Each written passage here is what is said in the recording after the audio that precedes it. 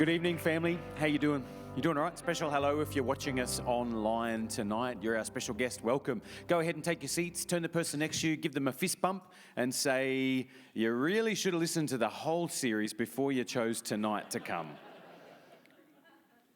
And I would highly recommend, if you're new or visiting, that at some point this evening before you leave, just meet one or two normal people in the life of the church, because me being your only sample space for what our church says and does about things is a dangerous thing. So meet someone normal as well. Is that all right?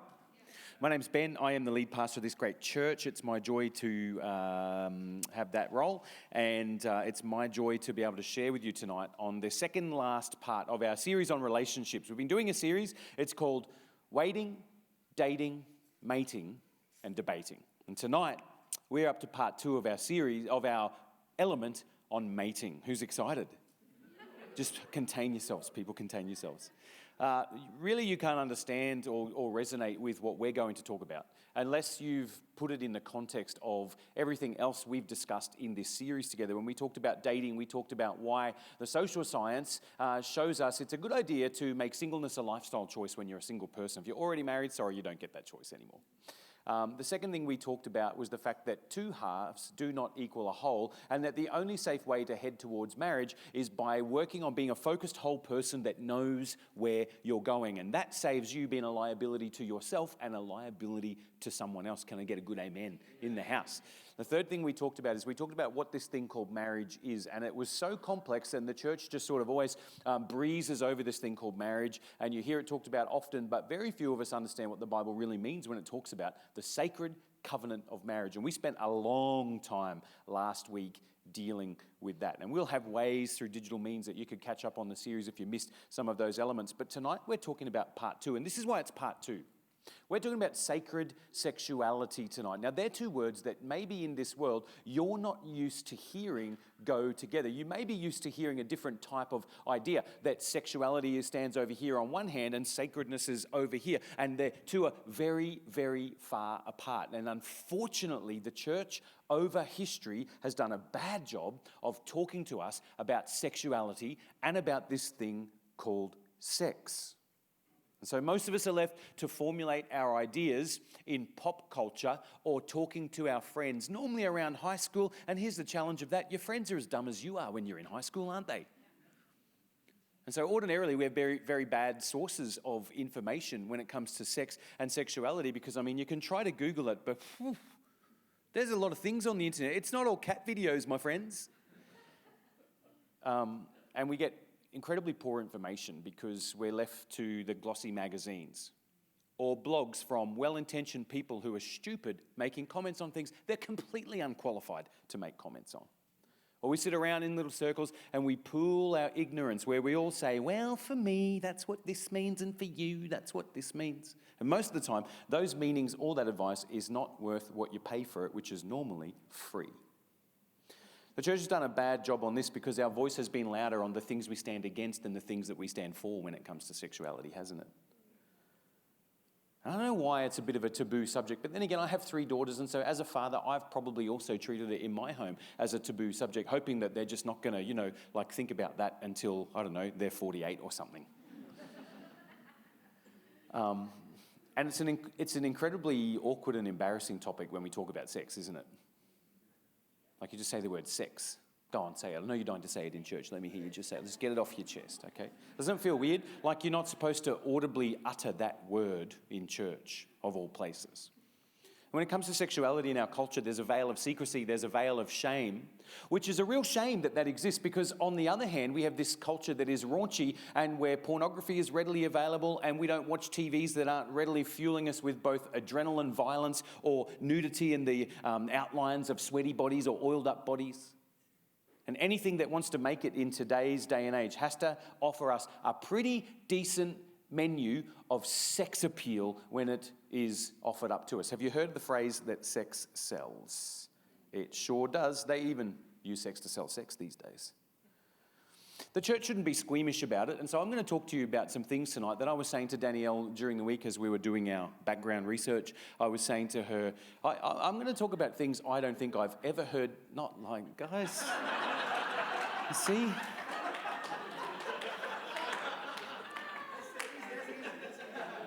Danielle, I didn't tell anyone. What have you been saying to people?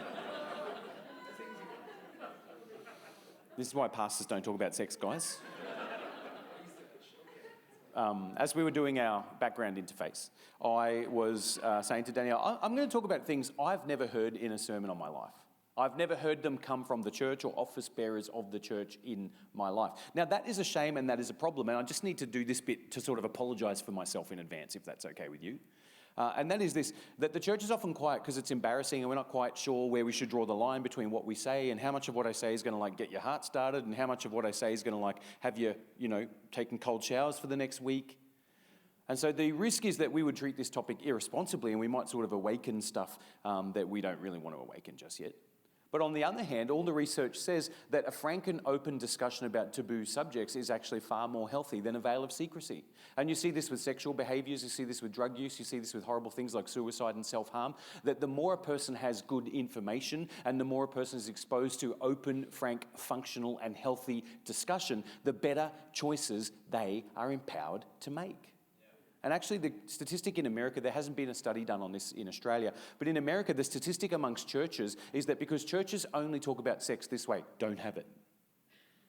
And that's the sum total of the teaching we get. And so, of course, our young people particularly have a higher incidence of things like unwanted pregnancies, unwanted sexual, they're all unwanted sexual transmitted infections, and all sorts of stuff, brokenness and accidental experience that they're exposed to because nobody's given them empowering information, so they sort of stumble ignorantly into it. But here's the thing, I'm a pastor, I've been doing this for 15 years, meeting with people, chatting with them, helping them, journeying with them, and I've found that even into marriage, people carry bad information, and it is not unheard of for couples to give you a call during their honeymoon and say, we don't know how to work stuff out.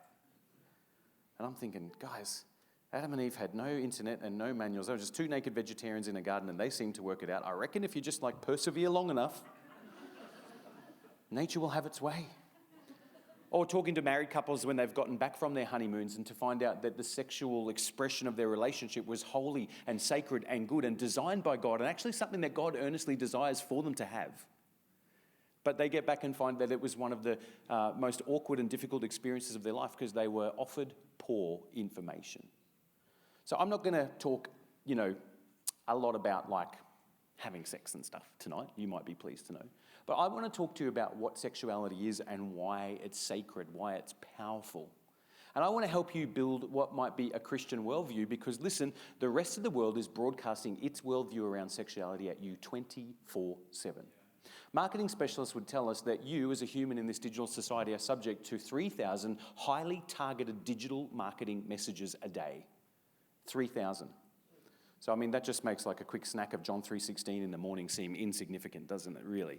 In terms of what we're soaked in, what we're saturated in. You can't watch a bus go by without a woman in underwear being on it, can you?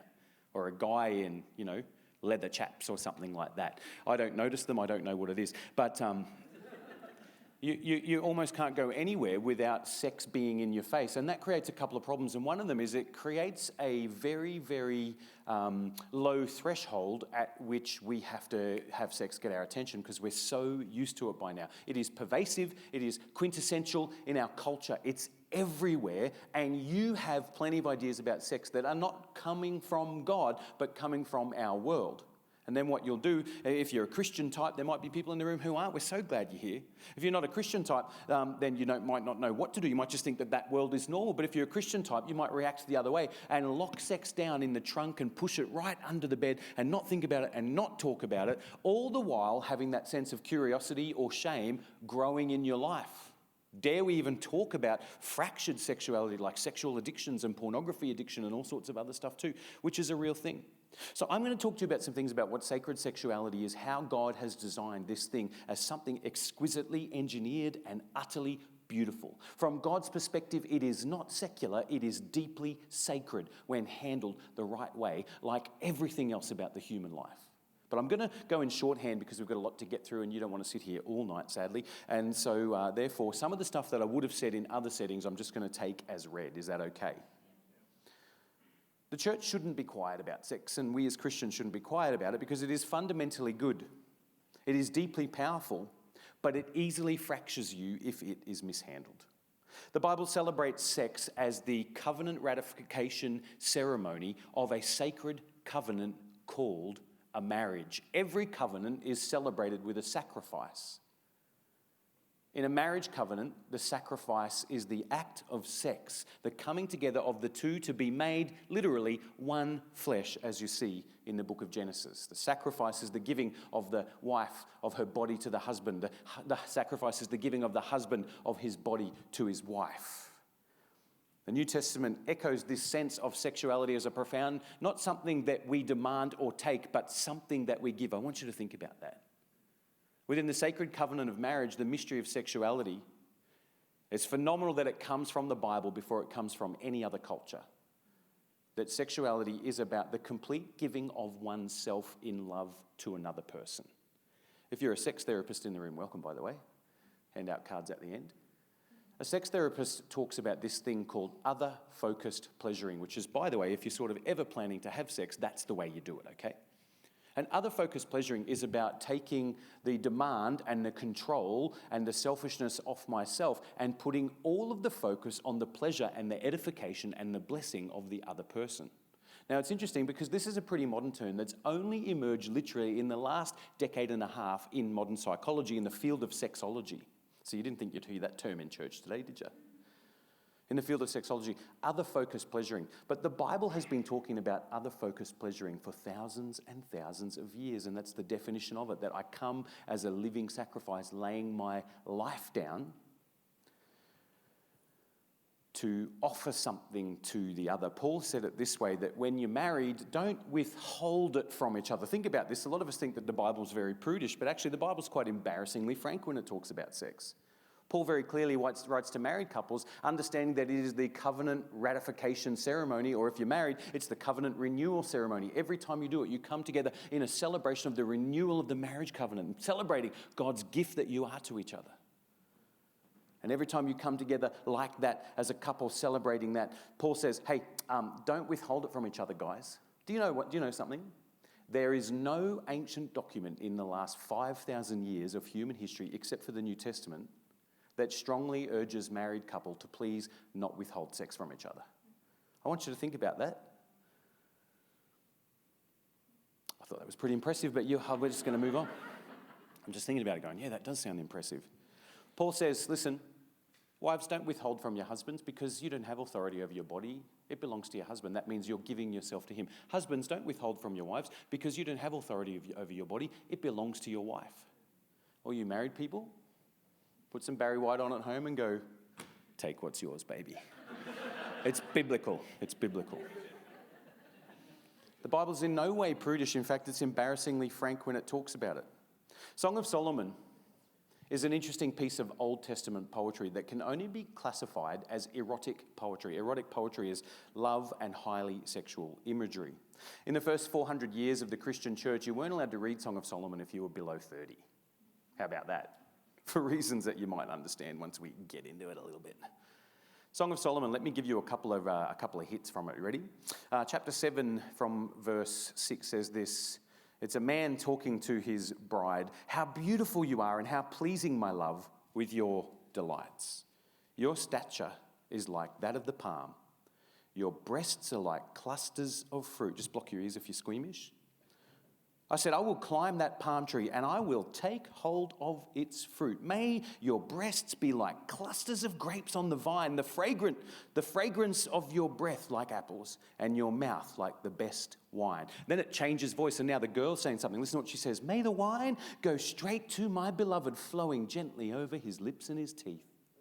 I belong to my beloved and his desire is for me. Come, my beloved, let us go to the countryside. Let us spend the night in the villages. Let us go early to the vineyards to see if the vine has budded. There's some interesting poetic language here, and if you sense a double entendre, you should.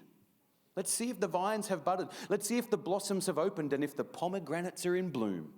There I will give you my love. Again, men, I just think you should take your wife home tonight and go, shall we just stop on the way and see if the pomegranates are in bloom? But of course, for the Bible, with its frank openness and its deeply beautiful, deeply intimate, cringe-worthy utterances of poems, where else are you going to read a holy book from 5,000 years ago that's talked to you about climbing the tree to grab the pomegranates? I don't know, man. I've never seen anything like it in my life.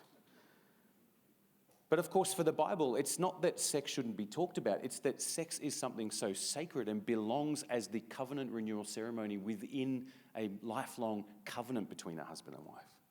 And so that's why in chapter 8 of Song of Solomon, again in the words of the damsel, the maiden, it says, place me like a seal over your heart, like a seal on your arm. And listen to what she says. For love is as strong as death. Its jealousy unyielding as the grave. It burns like a blazing fire, like a mighty flame. Come on, have you ever been in love? Let's say it's not even real love. Let's just say it's infatuated. Wasn't it like a blazing fire? Wasn't like that sense of attraction just like a mighty flame? Or is the room just full of Mother Teresa's tonight and I'm in the wrong place? It's only me. You've got to understand, I know that this might be embarrassing, or maybe even I'm offending you because you're not used to the church talking about this stuff. But do you know that deep inside the human person is a mighty force, this force of love, this desire for connection, this thing that is both emotional, psychological, and physical and sexual. You could be possessed with the urge to merge when you meet the right person. You really can. And it's strong. And the Bible doesn't pretend it's not happening. And it doesn't say, oh, you're evil if you feel like that. It makes full acknowledgement. That's how a human being is wired. You're wired. Love is strong, man. Listen to what she says. It's as strong as death. That's strong language.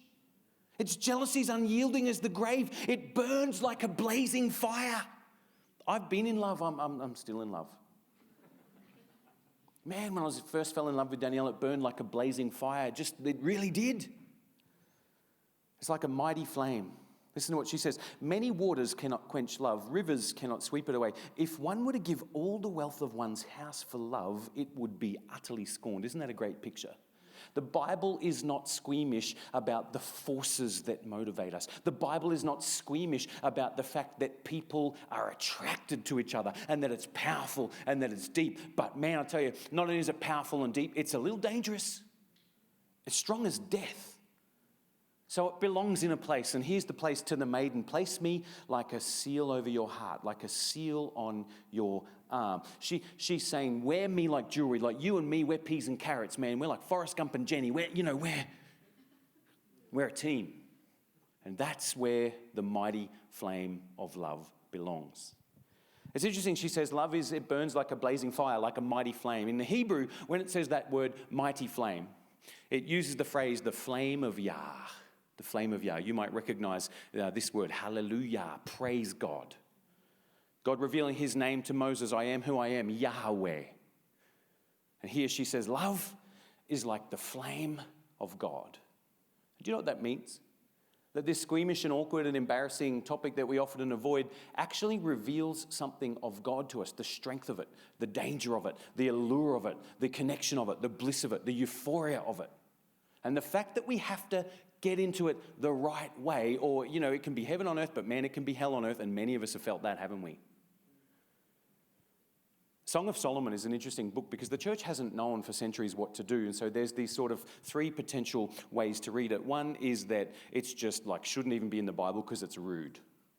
The second one is that it's allegorical and that it is only just a mythical parable about the relationship of God and his people. And the third one is that, it's actually a little bit of both of those things. And you read it on two levels. First of all, it's a celebration of love in the sacred covenant of a human couple coming together. And it celebrates the whole spectrum of that crazy love, the fantasy of it, the allure of it, the insecurity of it, the anguish of being separated, the difficulty in waiting.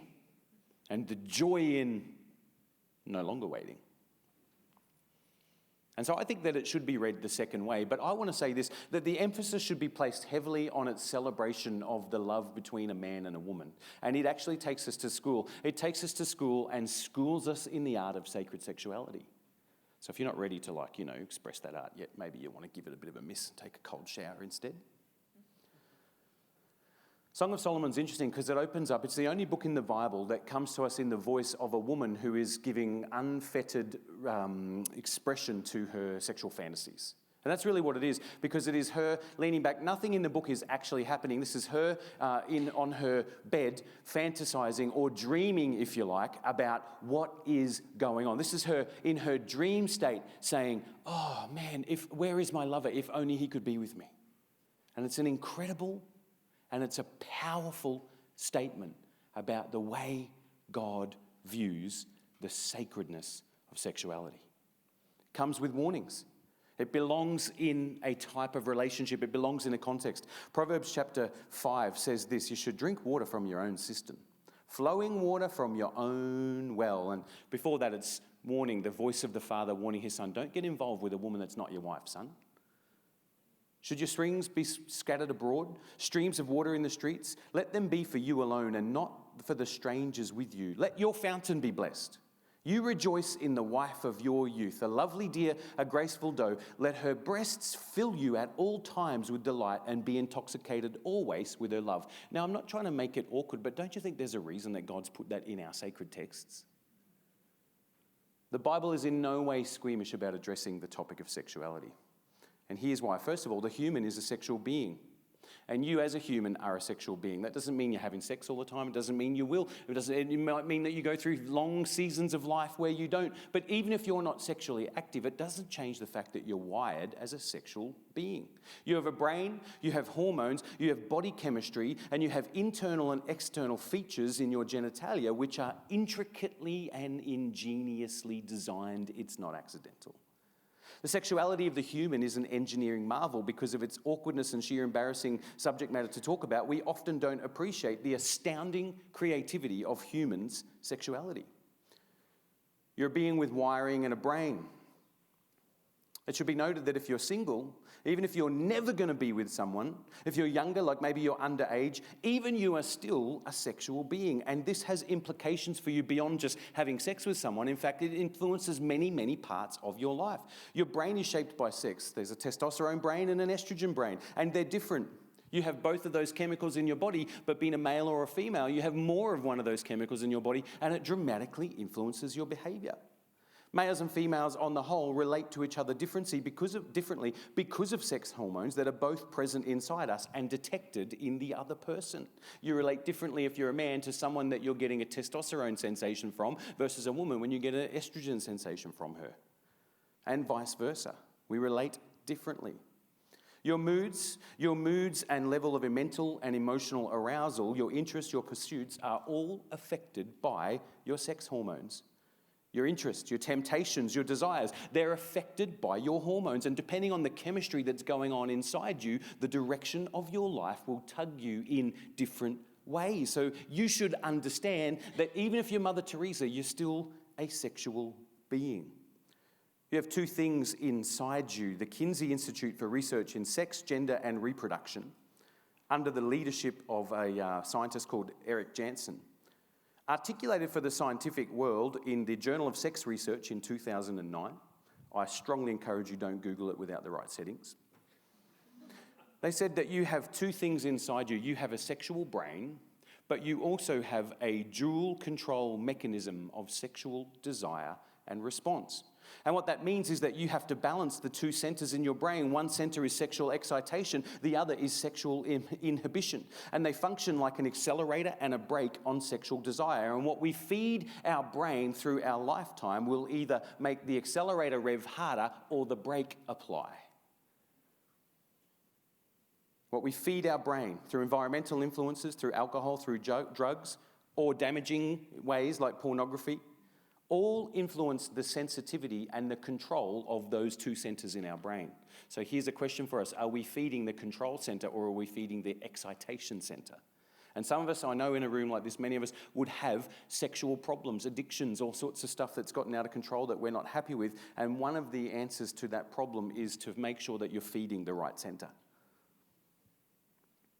Eric Jansen, who's not a Christian man as far as I can understand, working for the Kinsey Institute, says that the fact of the existence of these two control centers points us away from a mere biological hormonal determinism. That means, you know the song, the 1998 song, You and Me, Baby Ain't Nothing But Mammals, so let's do it like they do on the Discovery Channel? You don't know that song? That was released 2 days after Danielle's and my wedding. She had it on repeat. He said that that's not the case. We're more than mammals because we have what other mammals don't. We have a control center in our brain. We have the ability to put the brake on. Sexuality for humans is not just instinctual, and it's not just hormonal, and it's not just biological.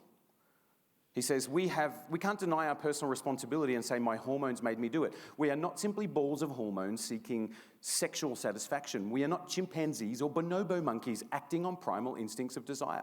We have an executive cerebral cortex control over our desires.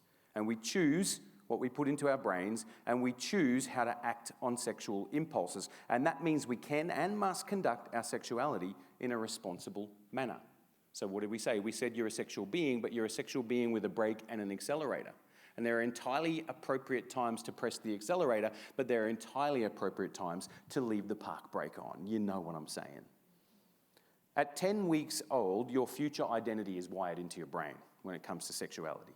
Through ingenious engineering, a male or a female will join the world in a phenomenal feat of nature's creativity. We should say God's creativity. Aside from anomalies of nature and birth defects or genetic defects, which sadly do happen, every human fetus will develop into a biological female. Let me say that again, every human fetus takes the shape of a biological female. Did you get that, boys? But if the fetus has XX chromosomes, then you will become a female. You will continue your trajectory and be born as a female. If the fetus has an XY chromosome, then at 10 weeks around about, your mother will start releasing testosterone into your system, and your brain will be sprayed with testosterone, which will eat away 20% of the surface area of the brain. How many girls always thought you knew boys were brain damaged? The good news for the men is it does grow back, and it grows back quite quickly, so that by the time you're 25, on average as a male, your brain will be 10% larger than the brain of the female. Girls, don't worry, that has nothing to do with brain power, and it has nothing to do with intelligence. Let me give you an example. An elephant has a much bigger brain than a human, but you don't see elephants doing brain surgery, do you? And it's not just because they don't have fingers. Even if they had fingers, they still can't do brain surgery. So, size doesn't matter, guys. If your body gets this hit of testosterone, then it sends a signal to the rest of the body to begin dramatic change. Here are the changes. You're developing ovaries in your little female fetus form, travel down your fallopian tubes and go onto the outside of your body, becoming testicles. Sorry, this is going to get awkward, guys. Just going to race through it. I'm not going to make eye contact with anyone. The lips of the vagina close over the testicles to become the scrotum. The clitoris elongates and enfolds the urethra to become the engineering marvel known as the human penis. Whew, you never thought you'd hear that in church, did you? So, aside from the awkwardness of that, don't you think that's amazing? Don't you think that's amazing? Men, don't you think that's amazing how much dramatically you've changed? You've come a long way, baby. You've come a long way. The only remnant of this process is twofold. Number one, men, you can check this at home, get yourself a mirror and take it into the shower and squat over the top of it. Because down the middle of your scrotum, you have a little scar, which represents the neat little sewing job nature did when it closed things up, the skin bag over your ex-ovaries. The other one is you have two nipples, and not only is that so you don't look weird in bathing suits, that's a carryover from your little female fetus form. Isn't that amazing, hey? So listen, guys, next time those special women in your life say, you don't understand me at all, I want you to put your hand on them. And I want you to say, girlfriend, I've been there. I've been there, okay? I've been there, but you can't say the same. Isn't that true? And of course, that's just the beginning of what become amazing biological, psychological, and mental differences in males and females, the birth of two sexes. In all but a tiny number of humans, those processes will result that way. Sadly, there are some genetic mix-ups which happen which cause people great confusion and great pain, but they are beyond the scope of tonight's discussion to talk about. So we've said that you're a sexual being. We've said that through a dramatic feat of engineering, you are differentiated from your counterparts in this room, male or female. You have neurochemistry that speaks to your sexuality. Helen Fisher and a team of researchers from Rutgers University in 2006 published a paper for the Royal Society of Functional Magnetic Resonance Imaging Studies. And they described the neurobiology of sexual emotions and desires and motivations. And they say that all of us, male or female, have a 3-stage model of sequential, discrete, and interrelated neurological processes when it comes to sex. The first stage is this thing called sexual desire, and it awakens when you go through puberty, doesn't it? You suddenly start thinking about things you never thought about before. It's a kick in the gut feeling that says, I would really like to know what sex is like. It's a testosterone-powered urge that happens deep in the limbic system, the emotional center of your brain, and males and females around puberty can experience a disturbing and alarming sexual awakening. We'll all look down at the floor and just remember those horrible days of maths lessons where weird things happened. It's an appetite and a non-specific craving that can come upon you, a hunger for sexual gratification for some of us. The scale differs with all of us. Men are notoriously hungry for it when they go through puberty and basically just for a couple of years after until they're dead. They stereotypically have a strong sexual drive, and that is, of course, because of the strength of the testosterone chemicals coursing through their bodies. Testosterone is the sexual desire chemical, and girls have less of it, and funnily enough, have to have a spike of it if they want to get in the mood. There's a hunger for it. And you could satisfy that hunger through a variety of ways. Find a partner, have sex with that partner, have sex with someone else's partner, have sex with a prostitute, a surrogate, have casual sex, masturbation, use pornography, take your pick. Sexual desire motivates us to seek out the fulfillment of that desire. And it's very important for us that we learn to train that the presence of desire is not license to kill. You know what I'm saying? Have you ever walked down the street and seen someone's car and gone, gee, that's a nice car, I wouldn't mind that? And you know the difference between acknowledging that and then killing them and taking the car? Okay? And that's something we've got to think about when it comes to the presence of sexual desire. That, listen, if you're a human here, so men are famous for having a very strong internal desire. Women are famous for not having such a strong internal desire, but as we'll see later, it's only because their systems work differently. And in fact, in pastoral counselling, I've done some absolutely hair-raising counselling with couples where the woman has a very voracious appetite for sexuality and the husband almost none. And I just tell him on behalf of all the other husbands, well, we hate you, mate.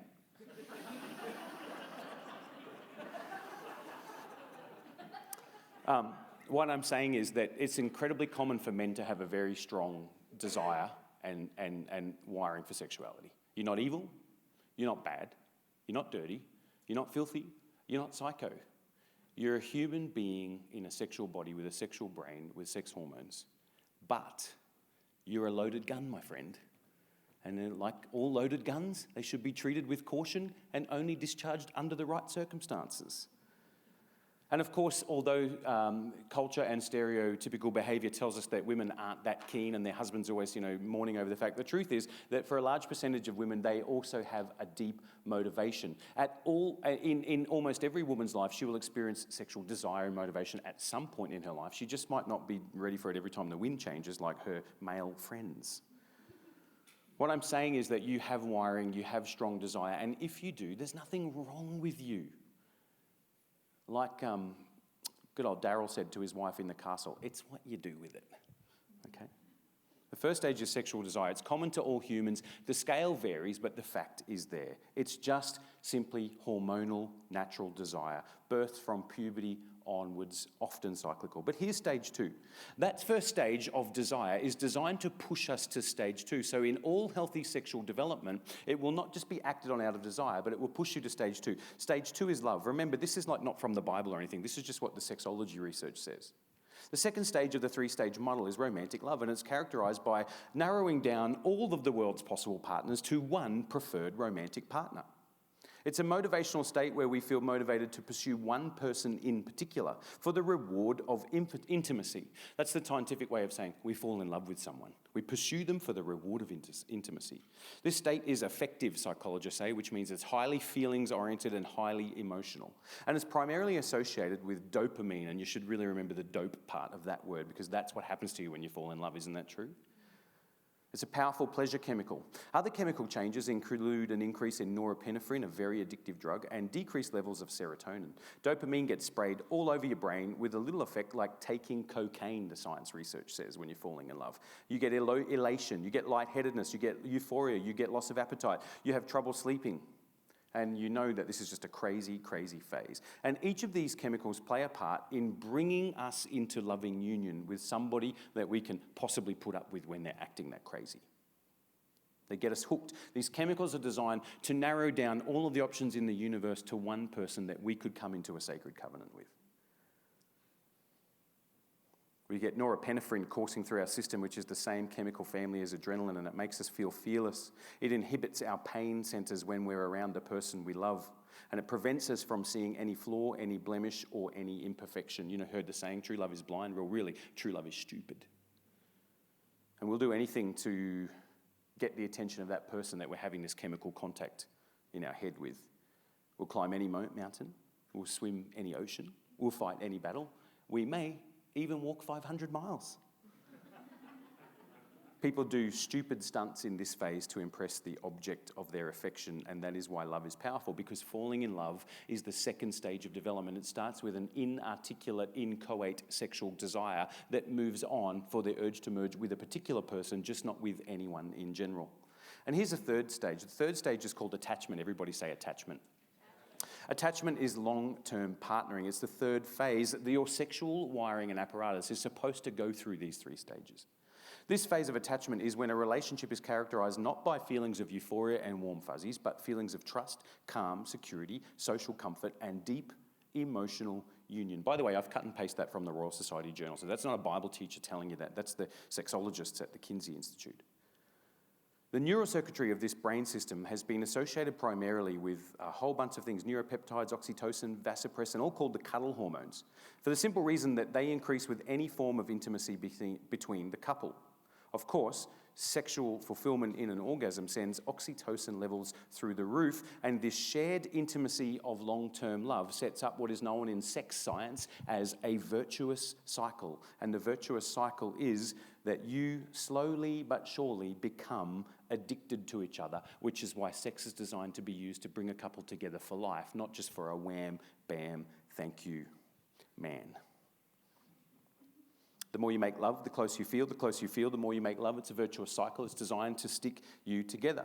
Males and females have a complementary sexual cycle and complementary physical union. I'm not going to dwell on it, but just think for a second how amazingly complementary we are sexually as males and females. We have, in the words of one sexologist, exquisitely matched genitalia. The penis is an engineering marvel made to perfectly match a vagina. The vagina is perfectly structured to enfold a penis, yet it opens wide enough to allow the passage of a baby's head through. That's pretty crazy, don't you think? Try and do that with any other part of your body. Don't try it. The penis and its amazing female analog, the clitoris, which is the only organ in the body that exists solely for pleasure, by the way. That you're welcome, girls, from God. They're both so sensitive that they are called by sexologists our erogenous zones, a term reserved for zones of the body that are highly sexually sensitive. The male and female sexual responses are perfectly harmonized. The man turned on rapidly like a microwave, and the woman more like a slow cooker who can respond to the advances of her husband. There's a scale of intimacy. Did you know that? And the scale of intimacy grows. I'm going to give you a quick flyover, speedy version of what the scale of intimacy is. The scale of intimacy on all relationships starts at one place, and if there are no boundaries, can end in another place. And so the idea is that all relationships have to be quantified and defined so you know where you're supposed to have the boundaries. The first one is getting to know you, small talk. How are you? Where are you from? How's the weather? The second one is interest, or what we call low-threat self-disclosure, low vulnerable self-disclosure. I like footy, I don't like Coca-Cola. The next level is emotion, where it's high-threat or high vulnerability self-disclosure, where I might share my hopes, my fears, my dreams, my expectations, my hurts, and my vision for the future, and listen to you share yours. Our relationship as we go along this process is becoming more intimate. The next stage is lengthy proximity, where we learn to live in each other's pockets. And it's at this point that doing so will turn the relationship to a romantic one, if you haven't already been thinking that way. The next stages after lengthy proximity, we're just going to race through the awkward stuff, are where the relationship becomes physical. And the physicality, and this is important that you know this, because you have to understand that if you start going down this pathway, what you're doing is you're lighting the fuse on a firecracker.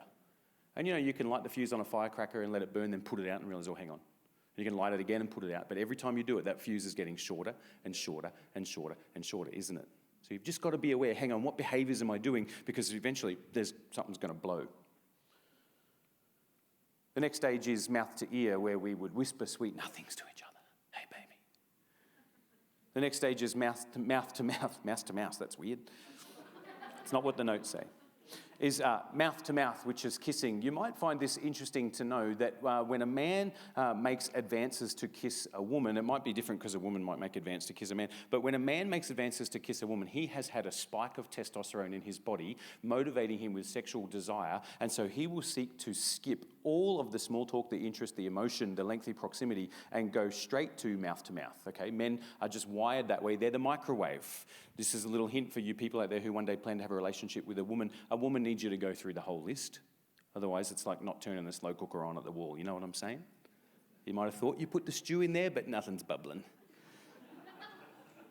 The next stage is mouth to mouth, and when a man has a spike of testosterone and seeks to engage in mouth-to-mouth contact with a female, his saliva spikes in its testosterone amount, which is nature's way of transmitting testosterone to his woman so he can get the person who seemingly before wasn't interested in sex, suddenly interested in sex because she requires a spike in testosterone to have that, okay? Girls, married or not, so you can use this for good or for evil, this bit of knowledge, okay? If you sit around pashing long enough, you're going to want sex. And the reason is because God in his wisdom has designed a man to be prompted with testosterone and go straight for mouth-to-mouth contact, hoping that it leads to something else further down the list that we're about to talk about. And that his very saliva is tainted with extreme levels of testosterone so that in the mouth-to-mouth process, that testosterone finds its way into your body and then guess what it does to you? Boop, sets things on fire. It's ingenious, but again, you see, it's designed for a context. It's designed to bring people together in a deeply committed relationship. It's not designed for Shazza and Dazza to do it at the end of the bowling on Friday night when there were no other options. Mouth to mouth. Here's the next one, hand to body, and this is intimate touching, hand to body. The next one is mouth to body. I'm not going to dwell on it. It's intimate contact, mouth to body. And then the final stage is genital contact before what we call resolution. I'll let you imagine what resolution means. So you should be aware there's a process, there's a design, and don't go down the pathway of lighting the fuse if you don't really intend to get to the resolution. You know what I'm saying? Because you're doing yourself damage, but at every step of the way, your resolve, your self-control, your boundaries are dissolving because relationships have a process. If you spend enough time in lengthy proximity for someone, it's going to cross your mind, how about it? And that means that for all of us, we should consider what type of boundaries we embrace in relationships, shouldn't we? Proximity leads to attraction, and then when attraction takes over, men particularly find it motivating to get mouth to ear, hand to body with genital contact. Let's just take a breather for a second. This is full-on content for church, isn't it?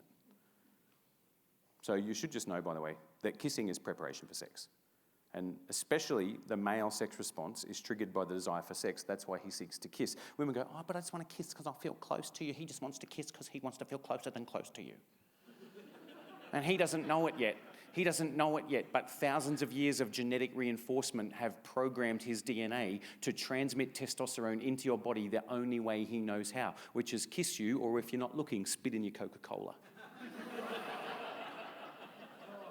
If I was you, I'd put one of those little safety caps on your drinks. There's more than one way to spike a drink, people. Now, of course, if you're married here, and let's say that you're a married woman or a married man, and that you find your marriage plagued by the possibility that you don't find yourself motivated sexually enough, then what you should just do is have a bit of pashing. Because even the man who wasn't motivated before, that'll definitely get him motivated. And then, of course, the transmission of testosterone after it spikes in his body, things will spike in your body. All right. Men and women have different sexual response cycles, and you have to know this piece of information. It's very interesting. Sexologists haven't changed their concept of the male sexual response cycle since 1966. I want you to think about that. Scientists in 1966, William Masters and Virginia Johnson, they're very famous because apparently there's a TV show out with them as the chief characters. And in 1966, they published what was the first ever description of the male sexual response cycle, so to speak, okay? And it's been studied numerous times since, and it's never been reviewed. That is, the concept of the science world's understanding of the way men function sexually hasn't changed since it was articulated in 1966. Women, on the other hand, in 1966, they wrote the same sexual response cycle for a woman, and they couldn't work it out, so they published three different models. in the same paper, and it's been reviewed hundreds and literally hundreds and hundreds of times since, prompting most recently in 2009, Dr. Rosemary Basson, who's a gynecologist and psychiatrist at the University of British Columbia, did basically the last review of the female sexual response cycle, and it hasn't ever been reviewed. So finally, guys, after like decades and decades and decades of studying women, we finally think that we worked out how it works with them. And the men, it's called a linear response. That's not going to surprise you, is it? A linear sexual response. It goes like this. Testosterone spikes desire. Desire causes arousal. Arousal causes orgasm and resolution. That is a very linear process. It's like 1, 2, 3, 4 steps in all of the thing. You can Google it. Just be careful if you do. Google maybe the research papers. Okay. For women, it's a cycle. It's not a linear model. It's a cycle. And women are complex, man. Can I get an amen in the house? Here's how it works for the man. I'm going to rush. Here's how it works for the man. The presence of testosterone and the wiring of the male brain mean that A, the testosterone hormonal cycle in men creates ebbs and flows over a 24-hour cycle of sexual desire. This is the counterpart to the women's cycle, which takes 28 days. Okay, girls? Cut us some slack. What you have 28 days, we have every 24 hours. A cycle. We have a cycle.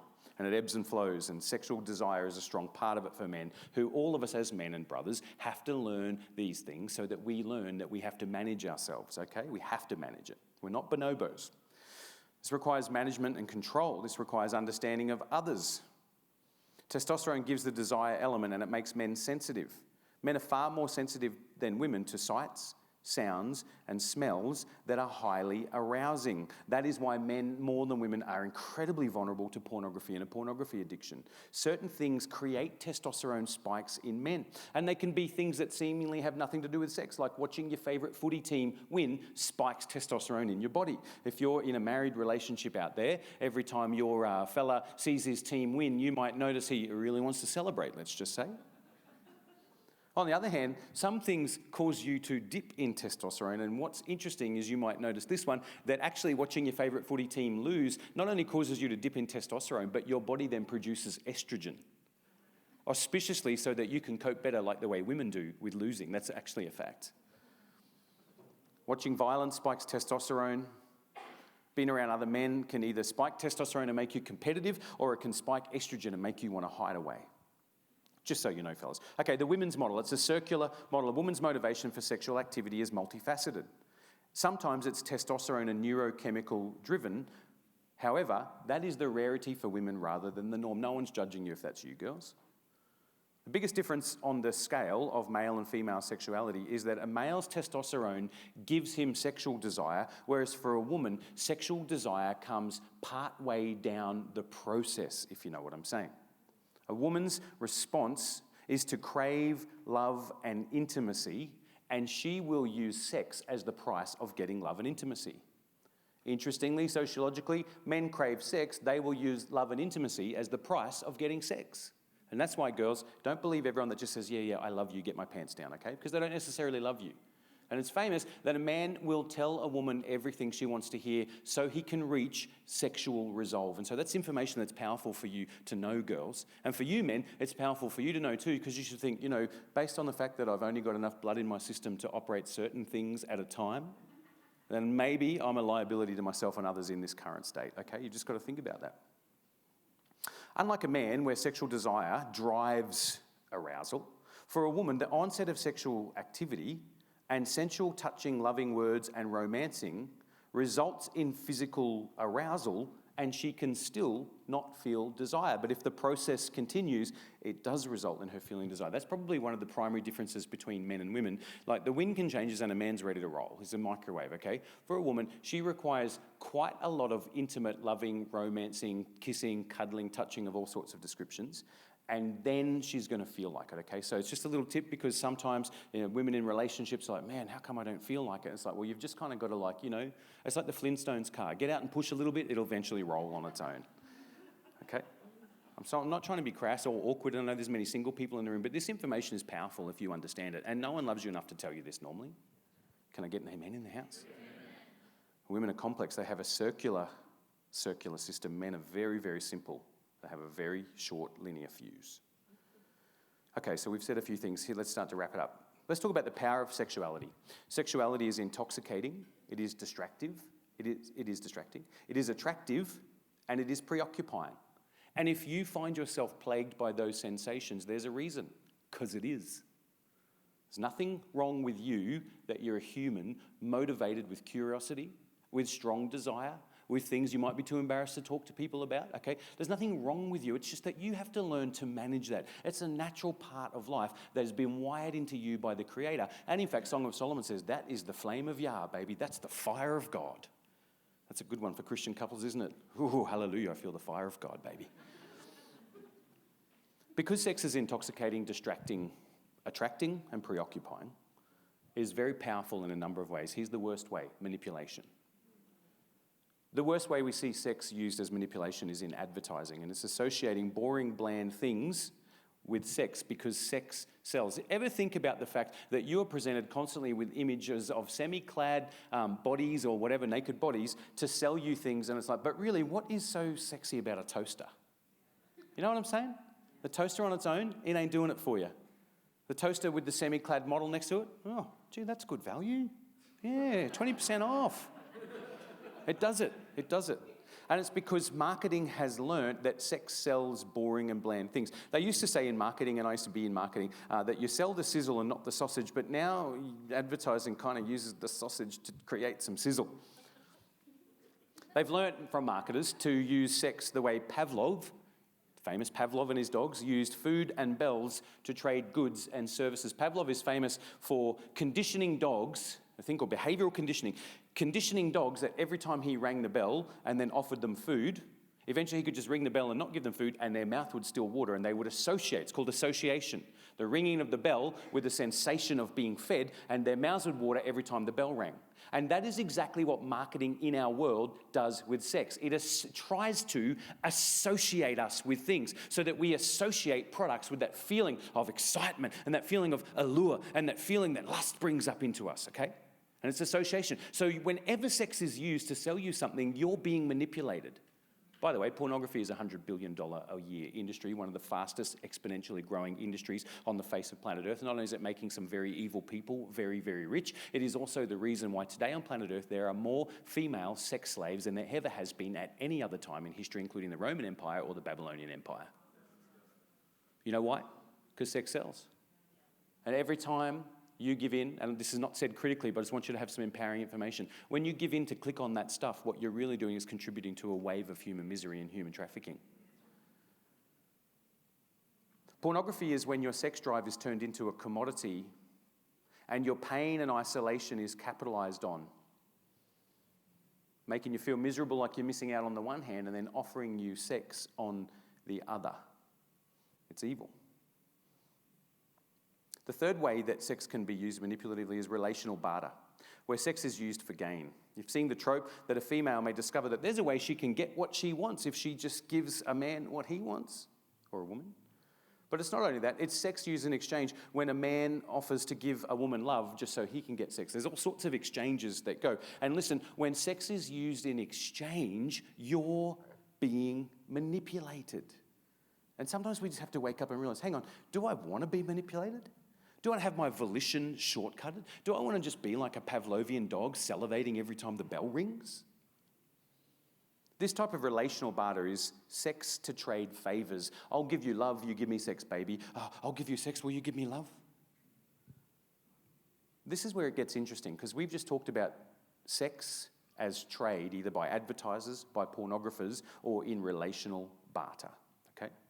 The other way we trade off sexuality is that we use its power because it is incredibly euphoric, it physically feels good, and it's like the sweet donut you shouldn't have.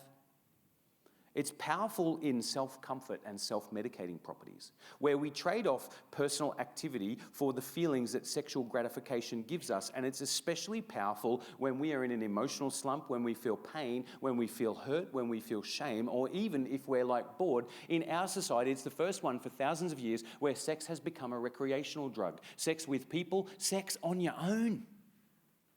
a recreational drug where we use it just to compensate for our lonely, isolated, disconnected existence. And what do? We use the feelings of sexual gratification to pep us up a little bit, and we're all guilty of it. It's a trade-off. Sex is a trade. I'm going to engage in something God's got a special plan for. I'm just going to use it to give me a little pick-me-up because I can't afford cocaine, or it's not Christian for me to go and get drunk. So instead, I'll do private sex stuff as self-medicating. And by the way, it's not just single people that do this. There's plenty of married people that use their partner as medication.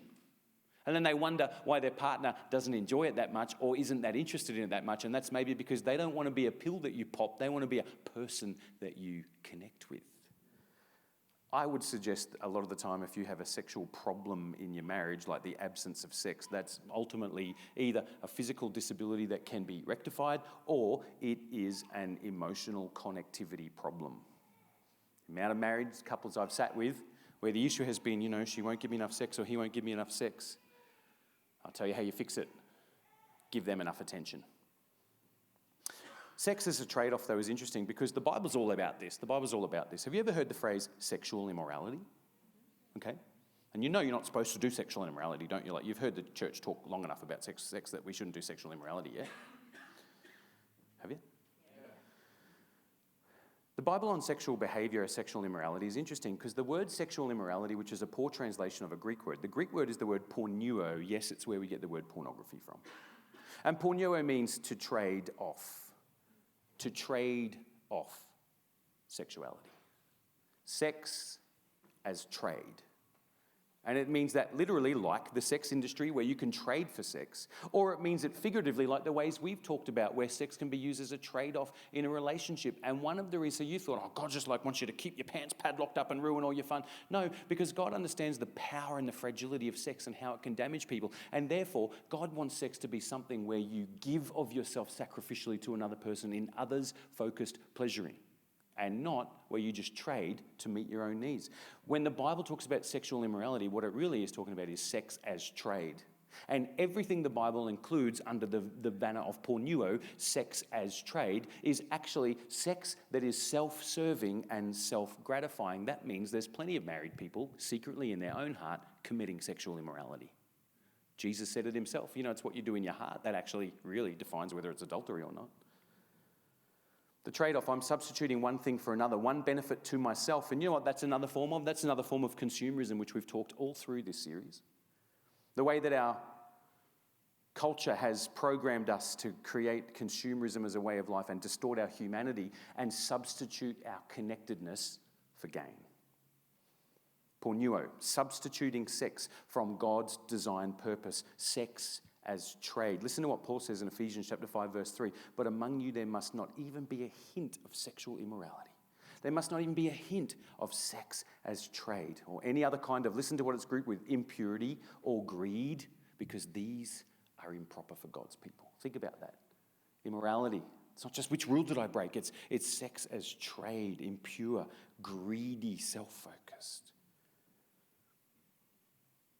Sex is powerful in the way that it can damage or fracture. When things go wrong sexually, it results in enormous pain and suffering, and I doubt I have to tell people in a room like this about that.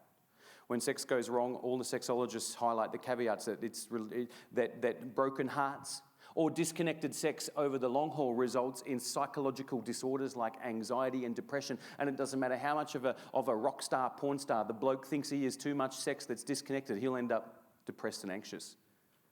And women take far less time to get there than men. But ultimately, that is the destination. It's not just the Christian people that are saying this. Read the journal research. Sex badly handled can result in emotional and physical trauma, emotional distress, sexual transmitted infections, injury, other types of infections.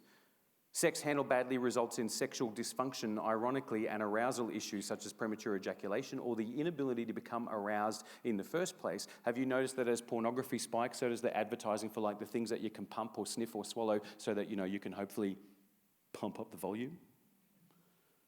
Because the destination of dysfunctional sex is dysfunctional physiology, and it's incredible. I've done counselling with people on this who never realise that their porn habit is directly related to their inability to get lead in the pencil, so to speak.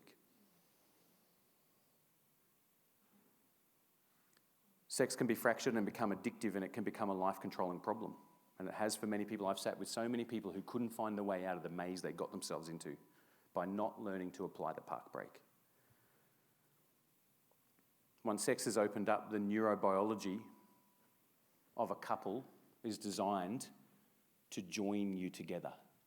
And now here's where sex is tragic, because women will give sex in a desire to join emotionally with someone, and men will give love in a desire to get sex. And when they walk away from that relationship, they have no idea the heartbreak and the pain and the rejection that they've left behind.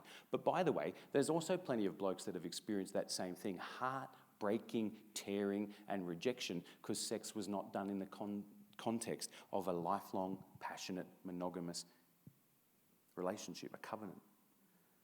And so one of the things that's interesting, the functional magnetic resonance imaging scans tell us, is that the neurobiology of breakup and rejection when you've been sexually active with someone registers in your mind, and they can photograph it in this as intense, incredible pain as someone breaking your femur with a hammer.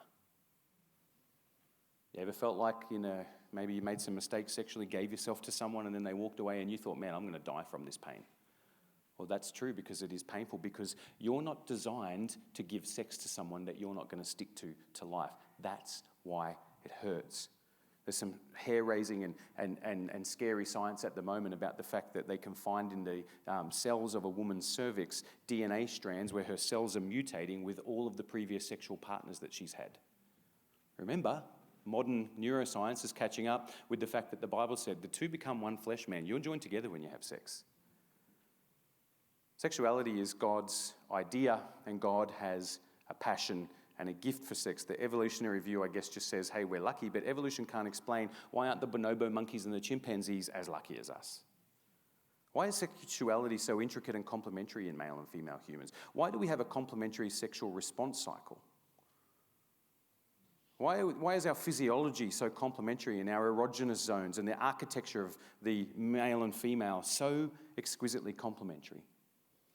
The hormones and the cycles and the chemistry and the control brain, which balances out sexual desire and other things.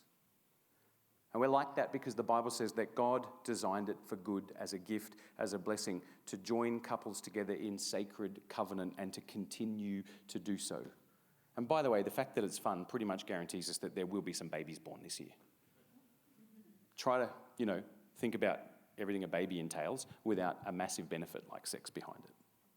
The human race would die out. The flame of Yah is God's design that a male and a female would cleave to each other in a sacred covenant and cling together. Yes, emotionally, yes, psychologically, yes, spiritually, but what we've talked about tonight, physically.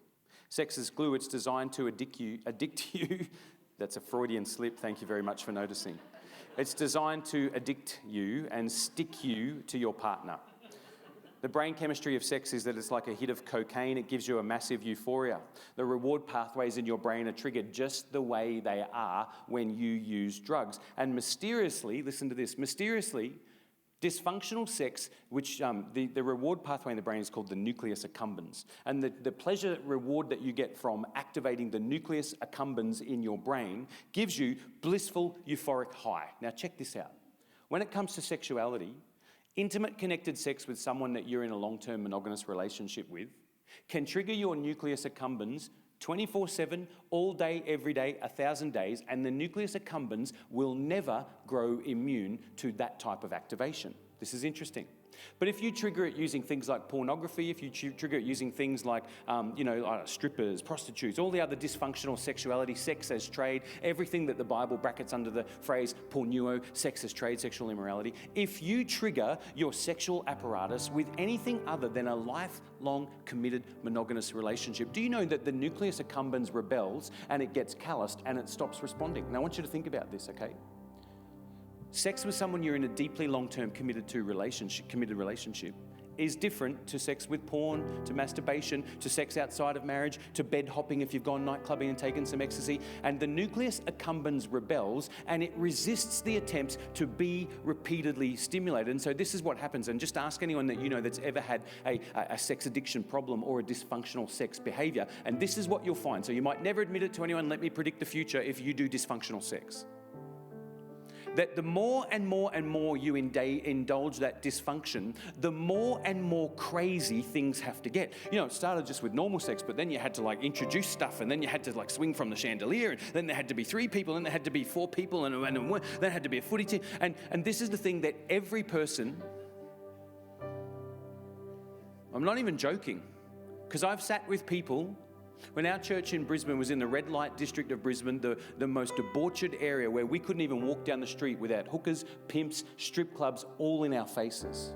And we would lead those people to Jesus, and when we would sit them down, we would have to unravel the scrambled egg spaghetti in their lives and help them reverse engineer why the heck they were so screwed up.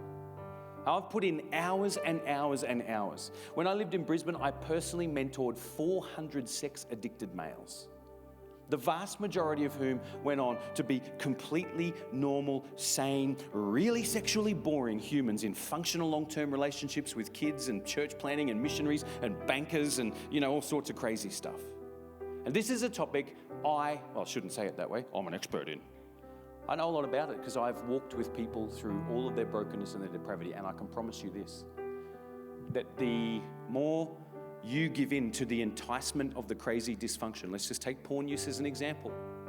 Whatever you're intrigued and aroused by today, the law of diminishing return says that will not continue to intrigue and arouse you, and you're going to have to up the ante and just get a little more cray next time, and a little more cray next time, and a little more cray next time, and you can chart somebody's spiral of sexual dysfunction.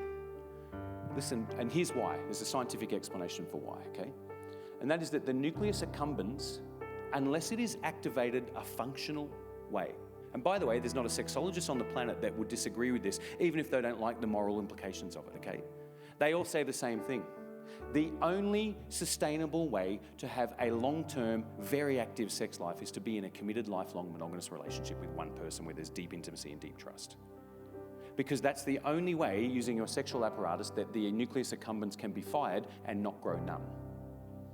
When you numb your nucleus accumbens, you end up with something that resembles depression, but its clinical name is anhedonia, the inability to feel joy, the inability to feel pleasure. And you get anhedonia because you have artificially stimulated the nucleus accumbens in ways it's not meant to be stimulated, and so now you really have to up the ante. It's like a little red button that if you like press it enough, then the button won't get pressed anymore, and you have to come back with a sledgehammer and bang it. And that's why people go down a downward spiral when they don't follow God's pattern for sacred sexuality, because this is what's weird. Multiple sex partners, it'll numb you. One night stands every Friday night, every Saturday night, every night, that'll numb you. Porn, yep. Use drugs, go and do crazy things, it'll all, ultimately you will be completely disinterested. One of the largest populations on the face of planet Earth being treated for erectile dysfunction are male porn stars. You know why? They've burnt out that nucleus accumbens, gang. Because 24/7, it's all you can eat buffet for them. And then pretty soon, they've got no appetite. And it has to be medicinally supplied using drugs where they feel nothing, but their body just responds, and it's just a numb, physicalistic thing. Because it's abusing a gift. But in a long-term committed relationship, you could do the same thing, 24/7, all you can eat, lock yourselves in, never leave the house, order food to your door, be like 2 rabbits, and you will never numb your nucleus accumbens. Don't you think that's crazy? Because God has designed you to do it a certain way. Sex is glue through this other phenomenon called orgasmic programming. And orgasmic programming is that you become more and more fixated on the object of your attention at the moment of sexual climax. And the problem with deviant sexuality that's not part of God's design is you can stick yourself to all sorts of stuff, like a computer screen. Some of us, our mouse is going to have our babies one day before our partner does, because we're sticking ourselves to pixels on a screen or print online. And it injures you. When physiology is ignored, then you feel shame, you feel disconnected.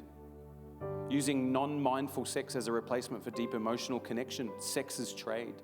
Using sex for personal fulfillment, it's sex is trade. This is what I found as a pastor, and the sexology research all supports this, that sex is often used as a substitute for community, connection, and meaningful living. the same feeling of bliss that you get post-sex, the stereotypical light a cigarette, okay? You can have the same sense of meaning and bliss through a banquet with friends where you have meaningful conversation. They've researched this, and people, especially single people who aren't sexually active, they report, you know what, that is a deeply connecting and meaningful activity. And those people would report, in fact, if I never got married, never had sex with any in my life, that is still deeply meaningful. You know why? Because that sense of deep human connection is far better than the quick hit that sex gives you. Sex is glue, it sticks you to things, and man, you better be careful what it sticks you to. The other problem with substitute sex is it creates a fantasy life out of what's not real. Male masturbation creates an immediate gratification response, and it shortens the ability for a man to make love or even have interest with a real woman.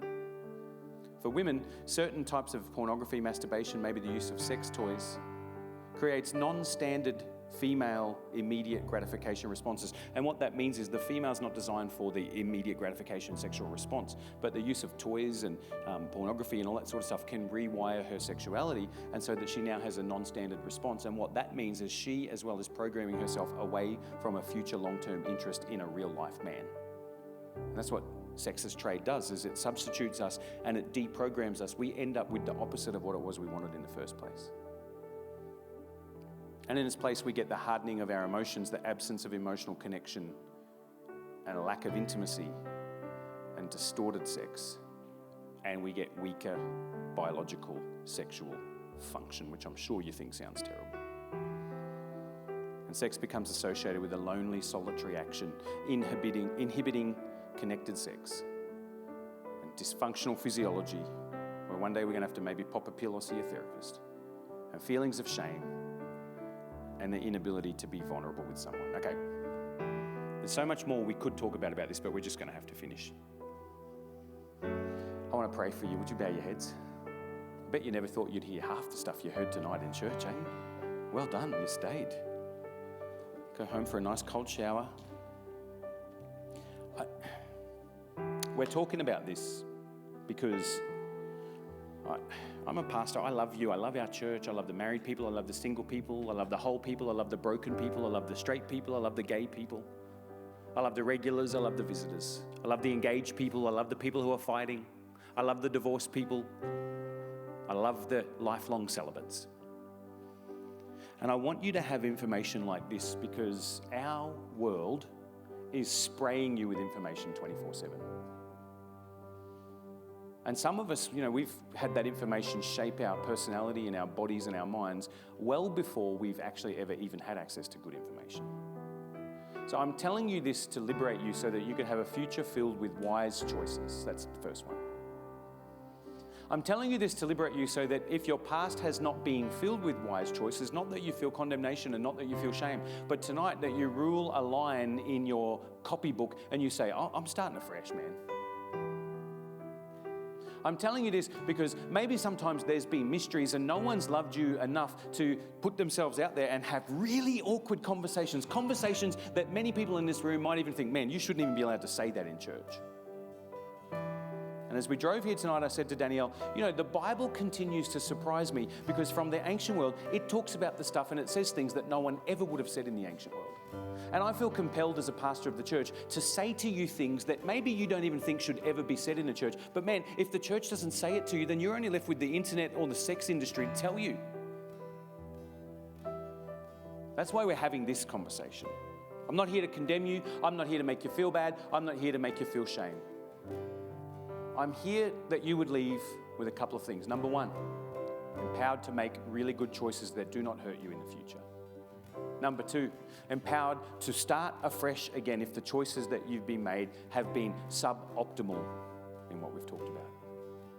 Number three, that you would leave with a greater sense of self-understanding, maybe some greater self-compassion, because maybe you've had this private wrestle with sexual desire and wrestling and imagination and fantasy and all this sort of stuff. Who knows? Maybe the couples in here, you've been wrestling over it and you don't know why. It's introduced something mixed up to your life. And I want you to leave here freer with a little bit more self-compassion. Say, okay, I'm deeply wired this way, but man, I've got responsibility to use the brake. So I want to pray for you. I wonder if you bow your heads. Father, this message tonight has probably disturbed us, maybe offended, maybe upset. Maybe it's stirred us. Maybe it's awakened in us awareness of sorts of things we've had going on inside us, Lord. Maybe for some of us, we feel pain and shame because of past choices, God. Maybe for some of us, we just look ahead going, well, that just all seems scary. I'm going to just become Mother Teresa now. Maybe for others, we're in relationships and those relationships have skirted on being dysfunctional. But Lord, tonight we turn back to you wherever we are, in whichever basket we find ourselves, whichever way we would categorize ourselves tonight, Father, we pause for a second and we say, wow, the psalmist sure was correct when he said, I am wonderfully made, but man, I am fearfully made. And those things coexist in me, things to wonder about, but things to be scared of. That's me for sure. We have all sorts of motivations, all sorts of desires, and for the most part, they drag us along in life, Lord. And if I speak for the rest of us in the room, I reckon sometimes we hardly even aware what's going on with us, God. Some of us feel dead inside, Lord, but some of us feel like we're out of control. Lord, some of us feel tempted, some of us feel afraid of the future. Lord, some of us are broken because we've been using your gift of sacred sexuality as a way of medicating ourselves and meeting our own needs. And tonight we're aware we're just making all of our problems worse. Some of us are in relationships, Lord, and we've been engaging in sexuality thinking it was okay, thinking it's no big deal, and it's hurt us or fractured someone, or at least it's put us on the wrong path. And others, it's all just our whole life's ahead of us. We haven't really necessarily given it much thought or action. And now after hearing this, we're just like, oh man, my head is full. I'm going to explode. What do I do now? So Lord, we need your grace over our humanity tonight in Jesus' name. Come on, wherever you are, just say, God, fill me with your spirit. Lord, we need your grace over our humanity. We need your grace over our sacred humanity, but we need your grace over our sacred sexuality. Help us, Lord, with our control center just to moderate strong desire, strong urges, even fear and panic about this topic. Help us have a righteous mindset. Help us be wise not to trade sex off, God. Help us get more good information, turn to right sources and turn more to you, Father. Help us, Lord. Help us. We turn to your grace tonight, Father. And we thank you for the blood of Jesus, which forgives our sin. Those of us who have gone astray, who have transgressed, who are feeling guilt and shame, I thank you, Lord, that we can come tonight and bask in the forgiveness and the grace of Jesus as we turn to you. And we say yes again in our hearts to your gospel message that says, cast all your burdens on me, for I care for you. We come to you, Lord, in our isolation and say, would you fill our hearts and fill our souls and help us live a deeply meaningful and connected life so sex just doesn't become some impersonal, self-gratifying need that disconnects us. And Lord, would you send us with your grace? Help us be surrounded with people we could have deep, wise conversations with instead of just shallow understandings about sex. Help us grow as disciples. Help us glorify you in our bodies. Help us live fully alive, making the best use of your sacred gift.